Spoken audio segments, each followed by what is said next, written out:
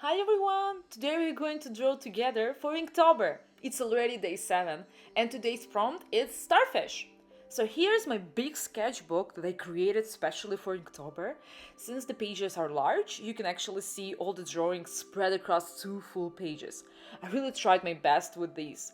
Most of them are inspired by the spooky season, of course, so you'll find some mermaids, vampires, and other mystical creatures here and there.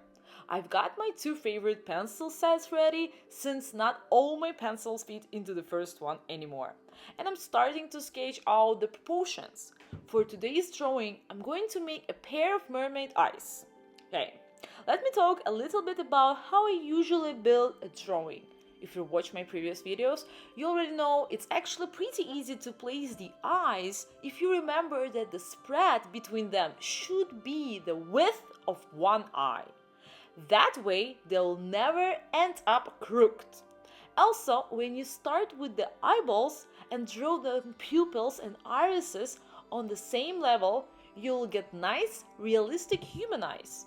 So I drew my siren's eyes and decided to decorate the area under them with little starfish, shells, and other sea elements. A little note about Inktober process. I actually started about a week early and made a few sketches ahead of time because between work and everything else, it's not always easy to draw every single day. Honestly, life is full of things that get in the way of drawing and reading, and I completely agree with that saying. If not for all the daily distractions, I'd probably just draw and read books all day long. I'm using cross-hatching to shade the darker areas instead of filling them in solidly. That keeps the drawing clean and textured. Hatching means making lines that go into the same direction and are evenly spaced, and it creates a nice polished look. Now I'm grabbing my darkest pencil, I think it's a 7B, and outlining everything. I usually start with the eyebrows, then move on to the eyelashes. When I draw eyelashes, I use quick flicking motions instead of slow, careful lines because that helps them look more natural and live. The same goes for eyebrows. I draw them in parts, some areas darker and some lighter, with a few stray hairs to make them look more realistic.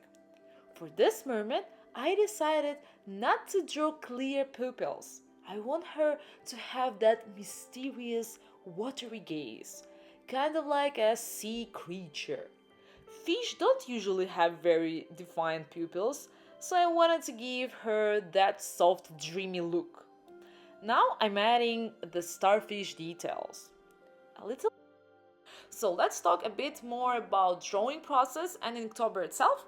For me, Inktober is a really important challenge.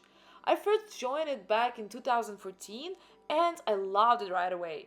You get specific prompts, you have limited time, and it only happens once a year. Many artists join for not only to improve their skills, but also to connect. Through hashtags, you can actually discover so many amazing artists whose work inspires you and you'll want to keep following them. That's one of the reasons I decided to join again. Even though I haven't participated for 4 years, for me, this feels like a fresh and serious step because this time I really want to finish it. I've never completed all the prompts before, even though I always tried. Something would always distract me, and I'd end up dropping it halfway. But now it's already day 7 and I'm hoping to keep going strong. I even created a specific sketchbook just for this challenge. And if I don't manage to draw on the exact day on the prompt, I just combine a few drawings into one day. For example, if I have extra time, I dedicate probably more of it to drawing and make sure the pages look beautiful together in the end.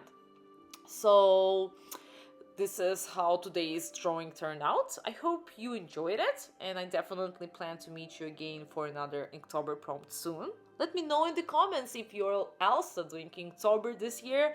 I'd love to hear about it. And see you in the next video. Bye for now.